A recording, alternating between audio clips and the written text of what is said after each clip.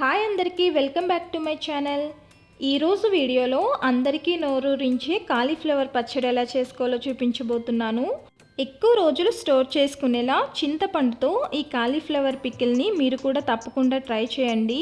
Process start చేసే ముందు నా ఛానల్ని ఫస్ట్ టైం చూస్తున్నట్టయితే సబ్స్క్రైబ్ చేసుకోండి. ఇంకా రెసిపీ స్టార్ట్ చేసేద్దామా?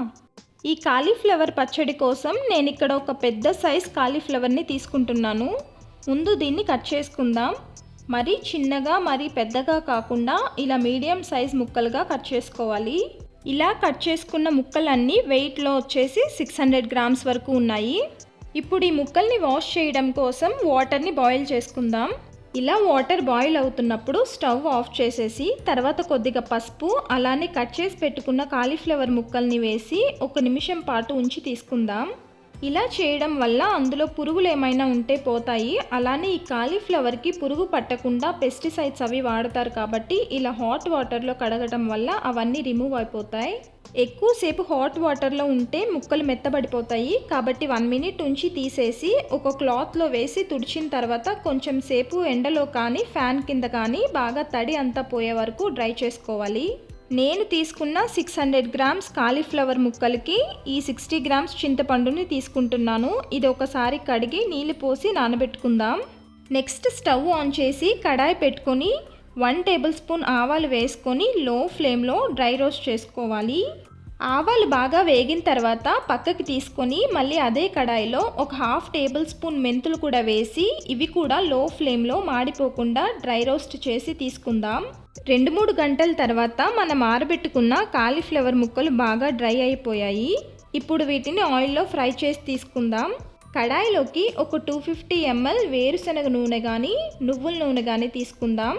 మనం నిలువ పచ్చడి చేస్తున్నాం కాబట్టి ఈ నూనె అయితేనే బాగుంటుంది. నూనె బాగా కాగిన తర్వాత ఈ కాలీఫ్లవర్ ముక్కల్ని అన్నీ ఒకేసారి కాకుండా 2-3 బ్యాచెస్గా వేసుకొని వేయించుకుందాం. ఇలా ఆయిల్లో ఫ్రై చేయడం వల్ల ఈ ముక్కల్లో ఇంకా ఏమైనా మాయిశ్చర్ ఉంటే పోయి పచ్చడి పాడవకుండా ఎక్కువ రోజులు నిలువ ఉంటుంది. మీడియం ఫ్లేమ్లో 5 మినిట్స్ ఫ్రై చేసుకుంటే సరిపోతుంది. ఎక్కువసేపు ఫ్రై చేసుకుంటే ముక్క మరీ మెత్తబడిపోతుంది. ఈ విధంగా ముక్కలన్నిటినీ ఫ్రై చేసుకొని పక్కన పెట్టుకుందాం.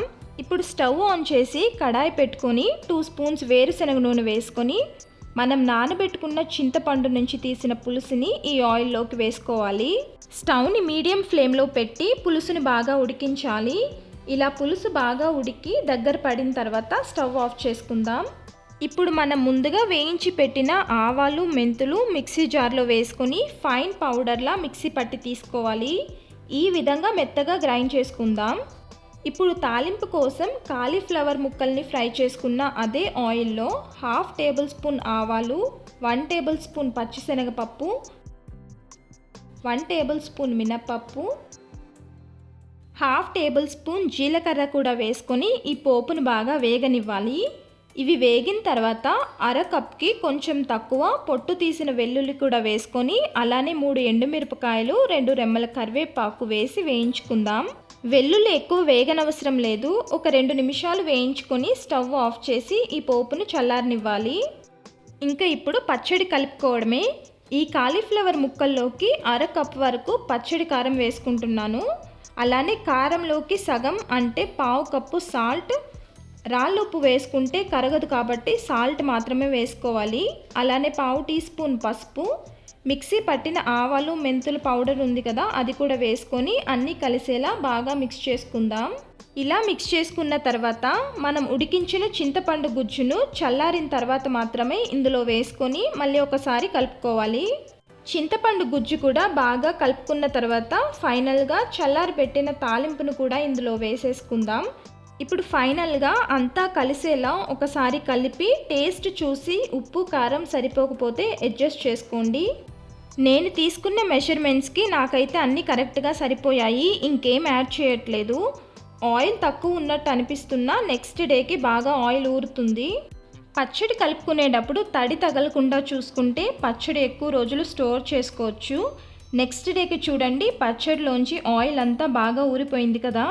అంతే మరి, చూసారు కదా మన టేస్టీ కాలీఫ్లవర్ పచ్చడి తయారైపోయింది. వేడివేడి అన్నంలో వేసుకొని తింటే అమృతం కూడా తక్కువే అనిపిస్తుంది దీని ముందు. మరి మీరు కూడా ఈ కాలీఫ్లవర్ పికిల్ని డెఫినెట్గా ఇంట్లో ట్రై చేయండి. ట్రై చేసిన తర్వాత ఈ రెసిపీ ఎలా వచ్చిందో మీ ఫీడ్బ్యాక్ని కామెంట్స్లో చెప్పండి. అలానే వీడియో నచ్చితే లైక్ చేసి మీ ఫ్యామిలీ ఫ్రెండ్స్కి కూడా షేర్ చేయండి. ఇలాంటి మంచి రెసిపీస్ కోసం ఛానల్ని సబ్స్క్రైబ్ చేసుకోవడం మర్చిపోవద్దు. Thank you for watching.